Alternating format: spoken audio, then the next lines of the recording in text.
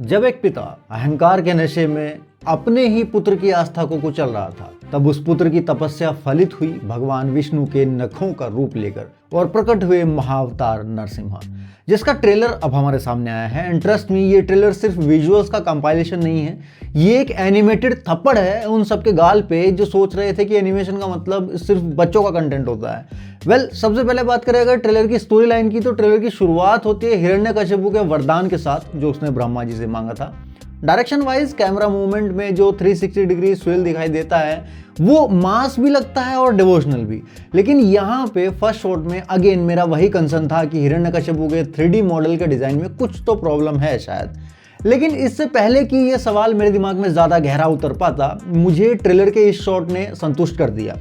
यहाँ स्टार्टिंग में कैरेक्टर का 3D मॉडल जानबूझ के इस फॉर्म में बनाया गया है कि देखने से ही लग रहा है कि इसकी बॉडी डिफॉर्मिटी जैसी फील देती है। मूवी शायद कहानी के इसी पॉइंट पे शुरू होगी एंड मे बी बीच में एक फ्लैशबैक के रूप में हमें हिरण्यकशिपु के भाई हिरण्याक्ष की कहानी भी देखने को मिलेगी, जिसका जिक्र ट्रेलर में हुआ है, क्योंकि उसी के रिवेंज के चलते हिरण्यकशिपु ब्रह्मा जी की तपस्या के लिए जाता है। महाअवतार नरसिम्हा का ये ट्रेलर एक बात साफ करता है कि ये कहानी केवल नरसिम्हा की नहीं है, ये कहानी है श्रद्धा वर्सेस अहंकार की, प्रकाश वर्सेस अंधकार की और असुर वर्सेस अवतार की। पहले ट्रेलर की हाइलाइट्स पे बात कर लेते हैं, फिर एग्जीक्यूशन पे भी आएंगे। पहला हाईलाइट तो ऑब्वियसली प्रहलाद का कैरेक्टर डिजाइन है, जिस पे मैं पहले भी बात कर चुका हूं उनकी ग्लिम्स के टाइम पे। मुझे पर्सनल लेवल पे उनका एनिमेटेड फेस सबसे ज्यादा पसंद आया। एक तेजस्वी, सौम्य और भागवत कृपा से भरा हुआ मुख, उनकी आंखों में भय नहीं श्रद्धा का प्रकाश दिखाई देता है। वही तो असली बीज है धर्म का। एंड यहाँ पे मैं एक स्पेशल मेंशन करना चाहूंगा प्रहलाद की माता का, जिनका नाम था कयाधु, जो कि मोस्ट प्रोबेबली हमें इस शॉट में दिखाई दी है। एंड इनका कैरेक्टर डिजाइन भी मुझे पसंद आया। मतलब कहना मुश्किल नहीं है कि प्रहलाद को अपनी मां से ही वो सौम्य रूप मिला है। और फिर ट्रेलर के एंड तक जाते जाते जो बड़ा धमाका हुआ, भगवान वराह अवतार का glimpse. As I said, makers इस यूनिवर्स को लीनियर नहीं, इंटरवोवन पौराणिक गाथा के रूप में प्रेजेंट कर रहे हैं। वराह अवतार का इंक्लूजन सिर्फ एक फ्लैशबैक नहीं, हिरण्याक्ष और हिरण्यकशिपु की लेगेसी को बाइंड करता है। मैं महाअवतार यूनिवर्स के एक्सप्लेनेशन वाली इस वीडियो में बता चुका हूं कि हमें मोस्ट प्रोबेबली इस फर्स्ट मूवी में मल्टीपल अवतार्स देखने को मिलेंगे। एटलीस्ट वराह अवतार तो जरूर दिखाई देंगे। And here we go, Varaha अवतार की ग्लिम्स हमें ट्रेलर में मिल गई। ये नैरेटिव महाअवतार यूनिवर्स को एक रियल स्केल पे एस्टैब्लिश करता है। अब बात करते हैं हिरण्यकशिपु वर्सेस भगवान नरसिम्हा के फाइनल बैटल की ग्लिम्स पे। जब नरसिम्हा गरज के बाहर आते हैं, neither fully man nor fully lion, उस रोर का साउंड डिजाइन गूज़बम्प्स देता है। एंड भगवान नरसिम्हा का हिरण्यकशिपु को उठा उठा के पटकना, वो एक अलग ही लेवल का स्पिरिचुअल एड्रेनलिन रश देता है आपको। एंड जिस तरह के ग्रैंड सिनेमेटिक स्केल पे इस पूरी फाइनल फाइट का एग्जीक्यूशन दिखाया गया है, मैंने लिटरली ये चीज एक्सपेक्ट नहीं की थी। वाकई मेकर्स ने इस पूरे सीक्वेंस को काफी बेहतरीन तरीके से इमेजिन किया है, जिसकी कि हमें सिर्फ कुछ झलकियां देखने को मिली ट्रेलर में।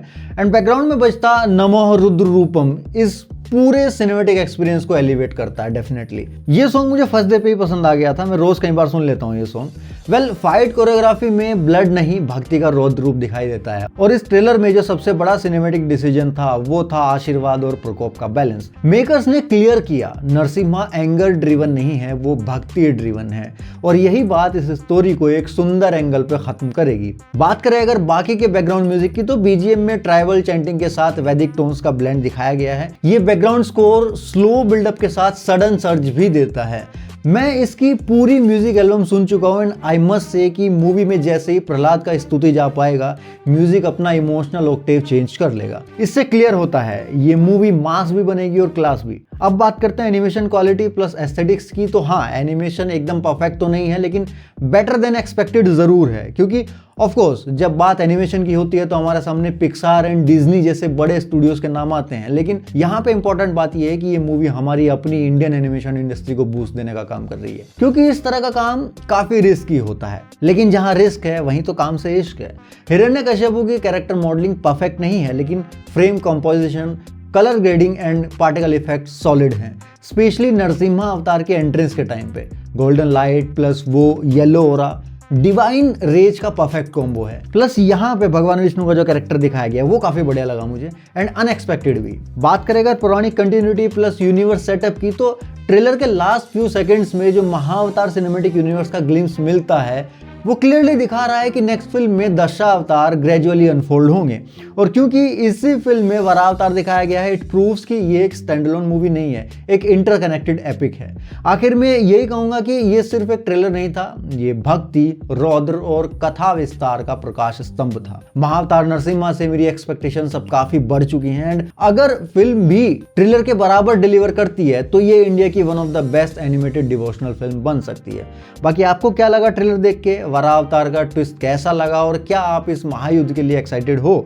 कमेंट्स में लिखो। वीडियो को लाइक करो, सब्सक्राइब ठोको चैनल पे। हम मिलते हैं नेक्स्ट वीडियो में, तब तक के लिए